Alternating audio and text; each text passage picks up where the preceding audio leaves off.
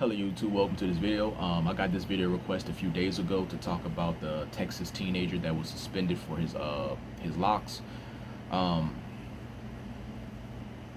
the first thing I thought about when I saw that story was how, the young man had some, he had a nice style in, and but they still said it was against the rules. It was still against the dress code, right?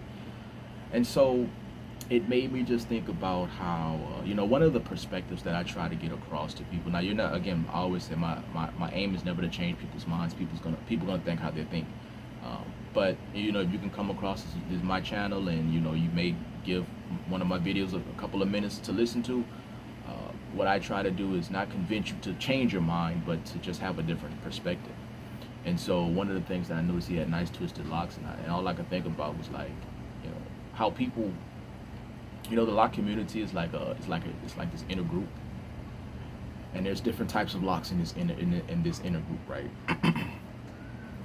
um, so people feel like, what you would think that people would be more understanding, because right, we're in this inner group and we all face some type of discrimination, some type of stereotypes, as seen.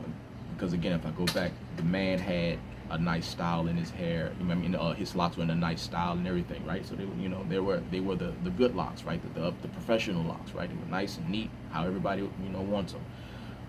But he still got suspended for the dress code, right? And listen, a lot of, whether you go to college or different high schools, different jobs, whatever, there's going to be a hair dress code or hair code, right? There's going to be some type of way that people expect you to wear your hair. Sometimes locks are not allowed at all. So you have that, and you have that because the fact that they see locks, whether it be locks like this, whether it be twisted locks, wicks, whatever. Like, the establishments don't differentiate. They don't know all of these terms most times. All they know is that you have locks, you have dreadlocks. That's all they know. So they don't differentiate, right? So you would think that people that's in that inner group with the locks, you would think that they would be more aware of the fact that, well, if I'm coming by somebody's channel or going by their picture to tell them, your hair looks dirty, you look ugly with that, it looks like it stinks, whatever, right? Again, you have your freedom of speech to say those things. But understand that somebody outside of, that inner group, they see all of it as the same thing that you're saying. They see that same thing. So when you go to a job, and when you're going to a school, they're gonna say, that looks unprofessional. He might be dirty. He might be a thug. He or she, So these establishments, whether it be schools, jobs, or whatever, they think this same thing. You're supposed to be, clean cut. Your hair is supposed to be a certain way. And I think a lot of people feel like, if I have these nice twisted locks where you can see my scalp and I got a style, then I'm good to go. And it reminds me of that the Jay-Z song he had a few years ago, the O.J. Simpson song, where he says, "I'm not black, I'm O.J." Okay. And it reminds me of that, because people feel like, because they got these twisted locks and it's nice and neat and styled up, like, they're not looked at as unprofessional. They're not looked at as in the bad light that if you have locks like me, people who have locks like me are looked at, right? And granted, in a lot of jobs, they're not, right? If we just be honest about it, a lot of jobs they're not. If you got a nice style, but again, the fact that you have to style your hair to begin with, to come off as more professional, to come off as more, threatening, or less to come off as less threatening, or whatever the case may be, then in and of itself, tells you something right there. But again, people don't see it like that. So um, that's what this story reminded me of. But again, this happens so much. There's every time there's so many times you can get on social media and find some type of lock discrimination or hair discrimination, right? It happens so much. I think this family is suing the governor, I believe. So you know I'll follow that for a little bit and see how that goes. But there's a lot of stories like this, man, and I think that's where a lot of non-black people sometimes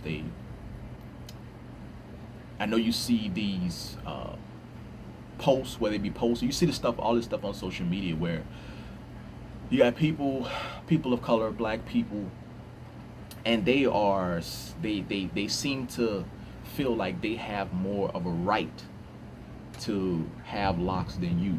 Now I'm not saying that, I'm not excusing that or saying that they they are right for that. What I'm saying is where it may come from. These are things that things like this is where it may come from. Now, my perspective would be limited on if non-black people experience, discrimination for having locks like black people do. I don't know, so I can't say either way. So maybe somebody who watches this channel, if you're a white person or whoever, and you face some type of discrimination such as this, hey, whether it be on a job or whatever.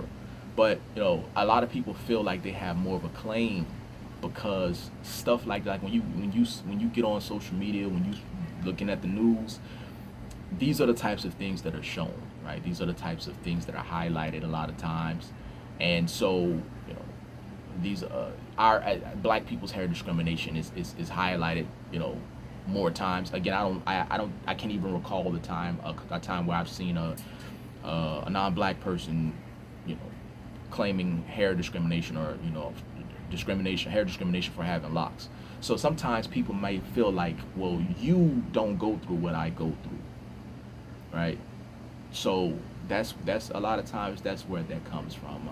Now some people just have their own arrogance, absolutely, but a lot of times this is where it comes from. People feel like this. We're always seeing people that look like us go through this. So and again, it goes back to my point. I circle it back around. You would think that because you fuss about these types of things to other races of people, then you wouldn't do it, right? But that's not the case. So, but I don't know if you guys have seen the story, but let me know you guys' perspective on the video and just this type of hair lock discrimination in general. I actually have another video because somebody else sent me another video request, so I'm gonna have that video coming probably. It's today Friday. I may try to do it tomorrow or Sunday, so be on the lookout for that. But until next time, thank you for watching this video as usual.